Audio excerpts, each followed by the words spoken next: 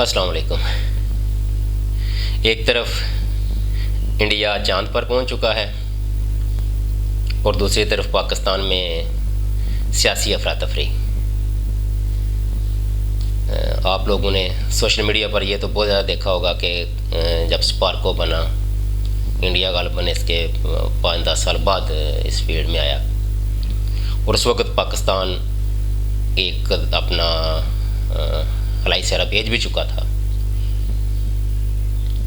मगर उसके बाद फिर क्या हुआ ये भी आप सोशल मीडिया पर जो लोग ज़्यादा सोशल मीडिया से वाबस्ता रहते हैं उनको पता होगा, उनकी नज़रों से ये पोस्ट ज़रूर गुजरी होगी कि जो इंडियन स्पेस रिसर्च इंस्टीट्यूट है वहाँ उनके जो हेड हैं या वहाँ जो काम करने वाले हैं वो सारे कोई स्पेस साइंटिस्ट है, कोई एरोनॉटिकल इंजीनियरिंग से वाबस्ता है, यानी सारे साइंसदान हैं। जबकि पाकिस्तान के स्पार्को में आखिरी जो 4 उनके हेड लगे हैं उस तारे के, आप देख लें वो कौन है। तो ये किसी एक इदारे के ख़राब होने की वजह नहीं, पाकिस्तान के सारे इदारे, हर वो इदारा जिसको बुनियादी तौर पर हम सही करने के लिए इस्टेब्लिशमेंट फ़ौज से बंदे ले के आते हैं जिनका कुछ तजर्बा नहीं होता सिवाय इससे, वो भी एक खाम ख्याली थी कि ये वेल ऑर्गेनाइज, डिसिप्लिन्ड और करप्शन वगैरह से पाक साफ़ होते होंगे तो वो ले के आते हैं। तो कुछ वो बेहतर ज़ाहिर है, बहरहाल वो आर्मी एक बतौर इदारा तो बाकी इदारों से ज़्यादा बेहतर डिसिप्लिन है, मगर अब जब लोगों के सामने इनकी अपनी करप्शन सामने आ रही है तो लोगों के तो होश उड़ रहे हैं कि ये जिन लोगों पर डिपेंड करके हम अपने वापडा देख लें, इवन के मशरफ दौर में बैंक्स में हर जगह पे, थानों में, इवन के बाज़ औक़ात आर्जी तौर पर वो बंदा एक ला के बैठा दिया या बैठाते रहे।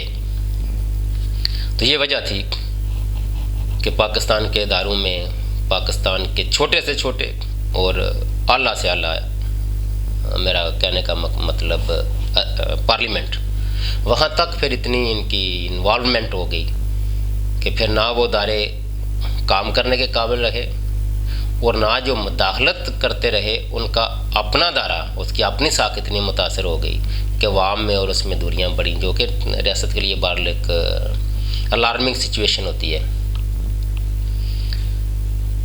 अब भी एक तरफ मतलब इस मौजूदा सिचुएशन में, मौजूदा सिनेरियो में भी हमने कुछ सीखने की जिसारत नहीं की। अब भी पाकिस्तान में क्या हो रहा है कि आप किसी भी सियासी पार्टी का जो ज़ेरे ताब रही हो, इसमें पहले कुछ और थी, आप PTI है, तो जो ज़ेरे ताब पार्टी होती है आप लोग उसके कारकुनों को झंडा उठाने की इजाज़त भी नहीं देते। ये भी आप हर रोज़ देख रहे होते हैं। जमहूरी और इंसानी हकूक़ के हवाले से जो मुल्क जितना तरक्की करेगा, याद रखें वो बाकी शोबों में भी उतना ही ज़्यादा आगे बढ़ेगा और तरक्की करेगा। आज स्पार्को में आप पाकिस्तान में क्या कम लोग हैं सोचने समझने वाले या कम साइंसदान हैं जो यहाँ से बाहर शिफ्ट हो रहे हैं हर साल। इवन के आखिरी जो 10 महीने हैं साल में 1 मिलियन के लगभग लोग यहाँ से माइग्रेट कर गए, उनमें पढ़े लिखा तबका है। आप देख लें नासा में जो अमेरिकन जो स्पेस का दायरा है, वहाँ उनके जो उस दायरे में जो काम करने वाले साइंटिस्ट उनमें एक अच्छी खासी तादाद अरब ममालिक से है और अरब ममालिक में से मिस्र की है। और आप मिस्र के अपने हालात देख लें, लेकिन अमेरिका ने तो कभी नहीं कहा कि यार हमारे इस दायरे में मुसलमान हैं तो हम इनको निकाल लेते हैं। जबकि पाकिस्तान में गालिबन डॉक्टर अब्दुल सलाम साहब को लगाया गया, वो सिर्फ उस वजह से उनको बाद में पाकिस्तानी छोड़ना पड़ा कि वो कादियानी फ़िरके से तल्लुक़ रखते हैं। माना कोई मुसलमान नहीं है, लेकिन कम से कम वो पाकिस्तानी तो है ना। आप बतौर पाकिस्तानी जो जिस इदारे में जितना परफॉर्म कर सकता है उससे उतना काम तो लें ना। कितने पाकिस्तानी बाहर रहते हैं, 1 करोड़ के लगभग पाकिस्तानी हैं जो बैरून ममालिक में रहते हैं, वहाँ कितना कभी किसी ने आपको मज़हब की बुनियाद पर आपको ओहदा देने से इनकार किया हो। हाँ, अगर है मिनॉरिटीज़ जहाँ होती हैं उनके कुछ अपने प्रॉब्लम्स होते हैं, लेकिन कम से कम रंग नस्ल मज़हब की बुनियाद से जब तक बालातर होकर नहीं हम सोचेंगे, हमारा आगे बढ़ना मुश्किल होता रहेगा। और हमारे जो अभी भी इदारे हैं, ख़ासकर जो टेक्नोलॉजी से वाबस्ता हैं, खुदा रहा वहाँ उनसे रिलेटेड आदमी हों, उनसे रिलेटेड अफराद को वहाँ तयन करें। पाकिस्तान इंशाल्लाह बहुत जल्दी तरक्की करेगा और आगे भी बढ़ सकता है। ऐसा नहीं है कि हमको इतने नाकाम और नखट्टू हैं।